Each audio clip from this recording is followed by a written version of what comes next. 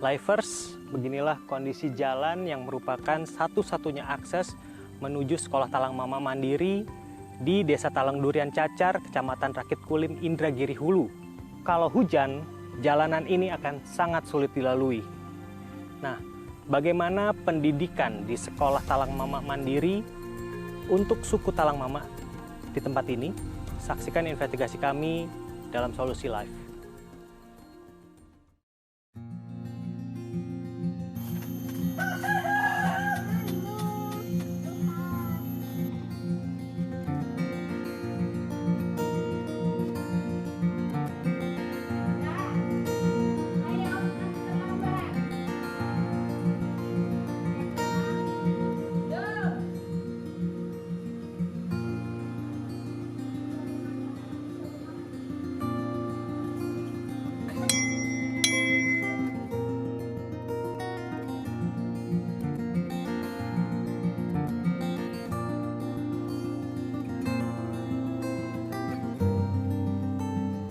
Nama sekolah kita Sekolah Talang Mama Mandiri. Jadi sekolah ini bukan hanya sekolah dasar saja, tetapi juga sudah ada sekolah menengah tingkat pertama. Dan jumlah siswa yang saat ini kita ajar ada sekitar 15 orang. Iya, khususnya pertama ya, sewaktu pertama malam nyampai di sini, kita nyampe jam 5. Waktu itu saya ingat bulan 7, 2013. Musim kemarau. Jadi mau mandi juga susah, jauh seperti itu. Nah, kami mandi ke sana, jalannya juga curam. Tapi sepanjang perjalanan Tuhan mampukan saya dalam hati seperti itu. Kita mulai perjalanan ya masuk ke desa ini ya, saya lihat bagaimana kondisi jalan seperti itu. Saya memang dalam hati, wah bagaimana ini? Dalam hati saya sudah mulai ada bagaimana, apakah saya sanggup ya menyesuaikan diri dengan kondisi lapangan. Ketika kami sampai di sini, saya masih ingat pertama sekali saya mendapatkan gaji hanya 400.000 untuk satu bulan. Kami sekeluarga 400.000. Jadi bagaimana saya pintar-pintarnya untuk mengelola uang yang 400.000 ini. Nah, terus sementara kebutuhan di daerah Riau ini cukup tinggi dibanding mungkin Jakarta. Tentu di Riau tingkat kebutuhan lebih tinggi seperti itu.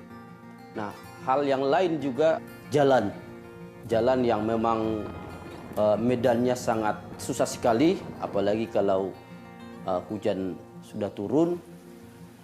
Bisa jarak tempuh 2 km itu bisa dilewati dengan waktu berjam-jam seperti itu.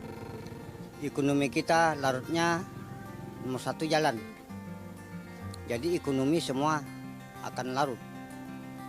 Pendidikan tidak bisa, ekonomi terlantar. Sekolah ini sampai saat ini memang belum ada surat izin operasionalnya, namun kita tidak berkecil hati karena kita tahu bahwa jika Tuhan yang membuka sekolah ini, maka tidak ada kekuatan manusia untuk menutupnya. Oleh karena itu, hikmat yang diberikan Tuhan kepada kita dengan mencoba bekerja sama dengan homeschooling Logos Jakarta. Sehingga anak-anak yang seharusnya udah ujian nasional, mereka boleh ujian nasional. We are forbidden to cook something in the place. Nama lengkap saya Mustihat Mojo, nama panggilan saya Mojo. Saya kelas 2 SMP. Pelajaran yang paling aku senangin matematika. Cita-cita jadi pilot. Ya, harapan saya untuk anak-anak yang ada di sini dan juga harapan saya kepada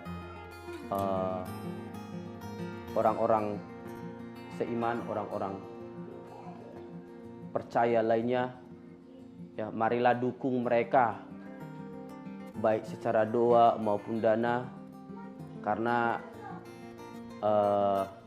kalau bukan kita yang yang peduli kepada mereka, siapa lagi. Kami punya komitmen bahwa mereka bukan hanya sampai SD, SMP, bukan hanya kepada sampai SMA, tapi sampai kepada perguruan tinggi, sampai kepada sarjana. Ya, dan tapi kami sangat punya keterbatasan, ya. Oleh karena itu harapan kami, mari kita bersama-sama untuk memajukan anak-anak ini.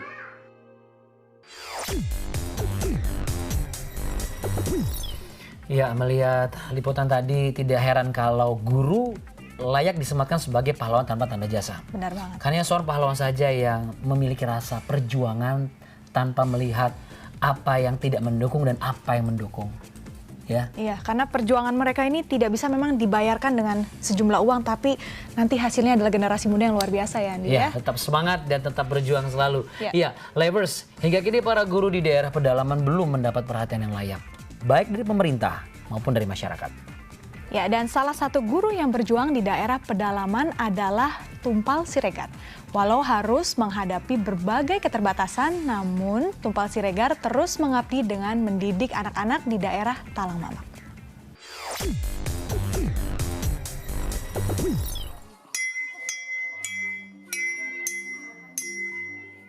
Dari Jakarta ke Cianjur pukul 20:15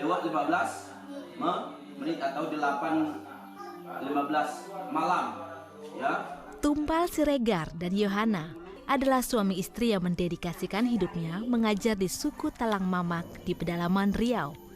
Mereka sudah 6 tahun mengajar di SD Talang Mamak Mandiri yang berada di Desa Talang Durian Cacar, Kecamatan Rakit Kulim, Kabupaten Indragiri Hulu. Semuanya dimulai dengan sebuah tawaran dari seorang pemimpin yayasan di tahun 2008. Di 2008, Pak Holan sebagai pendiri Yayasan Talang Mamak Mandiri menawarkan kepada saya. Memang sebelum-sebelumnya, beberapa tahun sebelumnya, beliau juga sudah pernah menawarkan itu kepada saya. Namun itu saya pending. Dan akhirnya ketika tawaran itu kembali datang di 2008, akhirnya saya menyampaikan itu kepada istri dan kami bergumul, dan akhirnya kami mengambil keputusan bersama untuk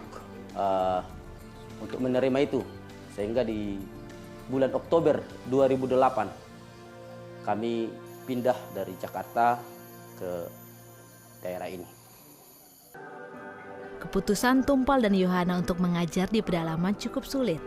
Apalagi sebelumnya mereka tinggal di Jakarta dengan fasilitas yang cukup mewah. Ketika saya di Jakarta, saya dipercayakan oleh Tuhan untuk mengembalakan satu sidang jemaat yang memang tidak terlalu besar. Namun dari segi fasilitas itu cukup memadai bagi saya. Cukup punya jaminan untuk saya seperti itu. Secara fasilitas ya, memang cukup mewah gitu ya. Paling tidak kami bisa menikmati fasilitas AC 24 jam ya. Dan semua barang-barang furniture gitu ya di rumah memang diperlengkapi dulu sama gembala senior. Ditambah dengan fasilitas kendaraan, juga fasilitas gaji yang diberikan oleh pimpinan kepada saya. Namun semua fasilitas akhirnya ditinggalkan oleh Tumpal dan Yohana. Mereka tinggal di rumah yang sangat sederhana. Bahkan jika musim kemarau tiba, mereka sering kesulitan mendapatkan air bersih.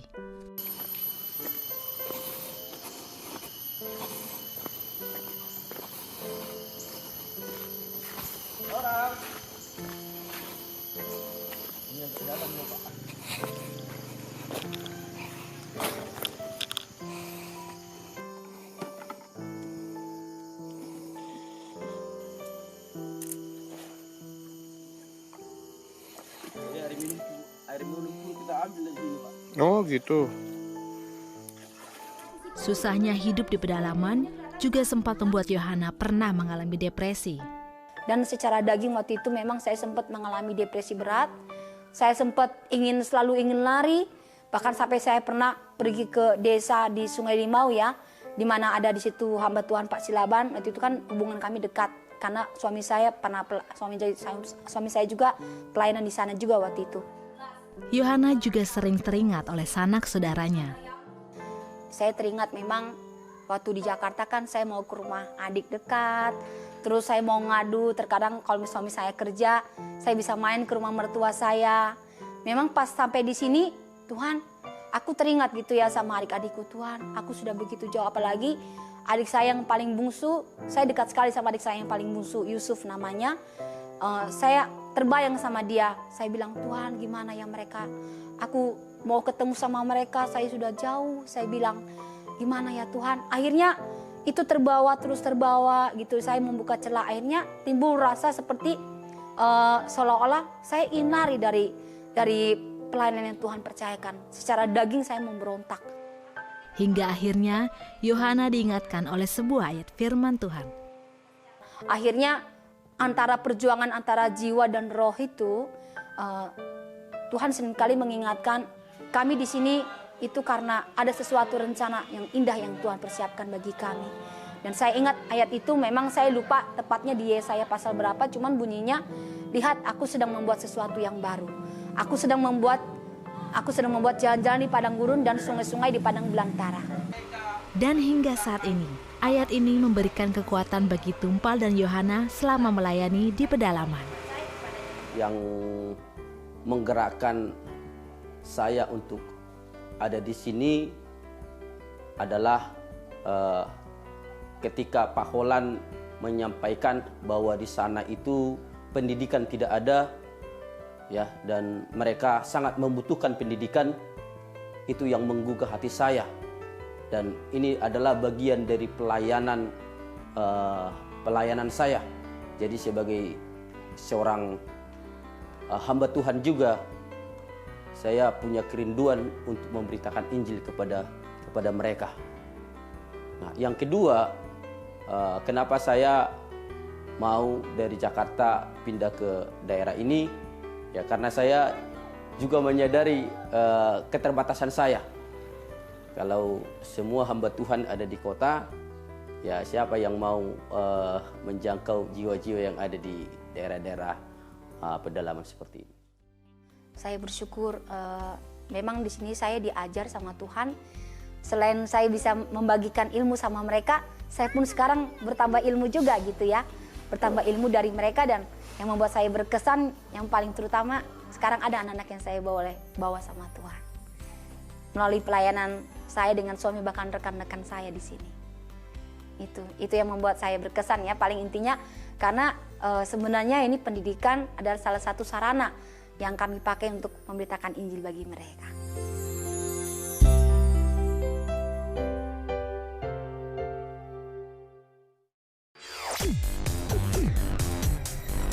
Kita tidur tiba-tiba gitu ya, dan waktu hujan deras sekali,